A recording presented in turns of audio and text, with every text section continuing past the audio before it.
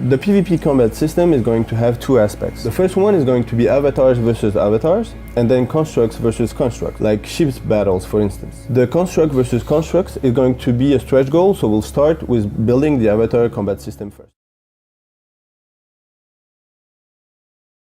Functionality. What we hope to achieve is to make large battles between lots of ships, being like in a movie, when you're inside the battleship and you feel it and you live it from the inside. It's going to be perfectly valid to also fly with a single ship that's maybe faster and part of a strategy to harass larger cruisers or maybe target specific defenses. Let me ask you this. Are you a gamer? What kind of inspirations did you have for the thought process and the creation of Duel Universe? Yeah, I'm a gamer. I played a lot EVE Online, for example. I played a lot of Minecraft, and I'm interested also in having everybody in the same world at the same time, something that you have also in EVE Online, because they are a single shard. So what about like the project origins for Duel Universe? What can you tell us about those? Well, the origin is somewhere in the summer of 2011. And as I said, I was playing EVE Online, I was playing Minecraft, and I thought it would be really cool if we could get those two concepts together. So let's change focus here just a little bit. We've only got a little bit of time left. Tell me about the team that is developing this and the inspiration behind what brought all of you together to do this. And I am a big gamer. I played EVE a lot. I played Minecraft, and I started to think, could we try to actually make this old dream, of having everybody in the same world and building. Remember that our business is going to be subscription based, like EVE Online, with the equivalent of Plex.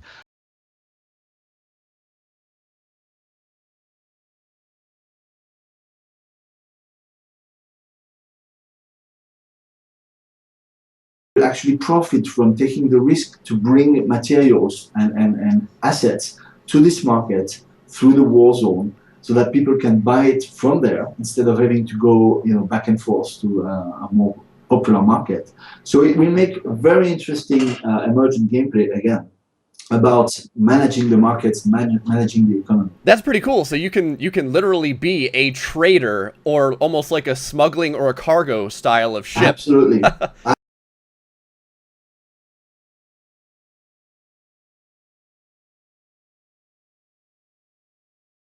On the planet, and if you do that, then you acquire the territory. Of course, people can actually take it back from you, so they can attack this territory unit, they can hack it, and they can take control of the territory if you don't protect it enough. Territories can also be conquered simply by destroying the territory unit, or hacking it, or maybe just buying it from its owner.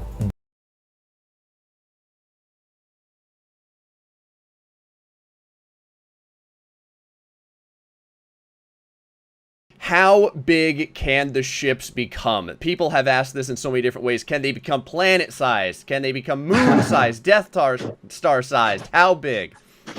Okay, so I have good news. Okay.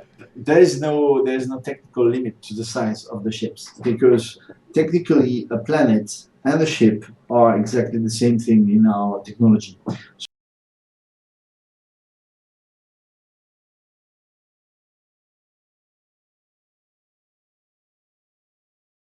First safe zone will be around the Ark ship.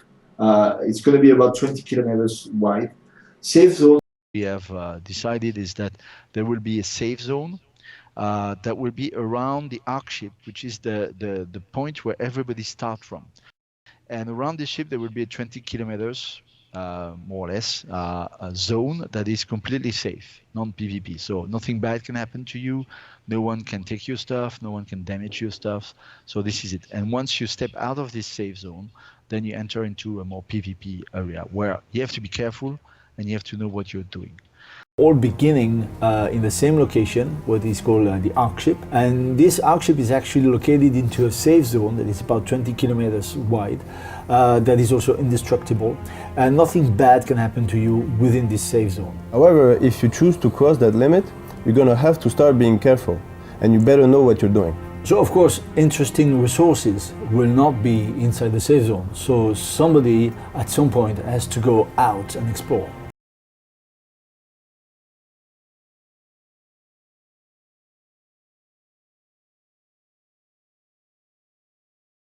But no, it's probably not finally. There would be more stuff, but the last thing I'm thinking about is the fact that you will be able to create some protection bubbles if you if you have enough energy to power them.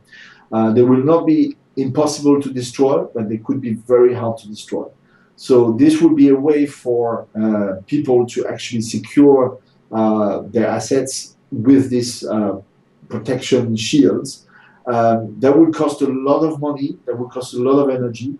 So that would presumably motivate people to actually gather into huge space stations or huge cities and finance the need for this protection bubble together so that it's not so expensive. Yes, and of course, you can create sort of artificial safe zones, we call them protection bubbles, that will be extremely hard to destroy, but not indestructible in proportion to how much energy you put in them to power them. And a very powerful marketplace will have the ability to finance a really strong protection bubble using the fees he's collecting from the trading activity.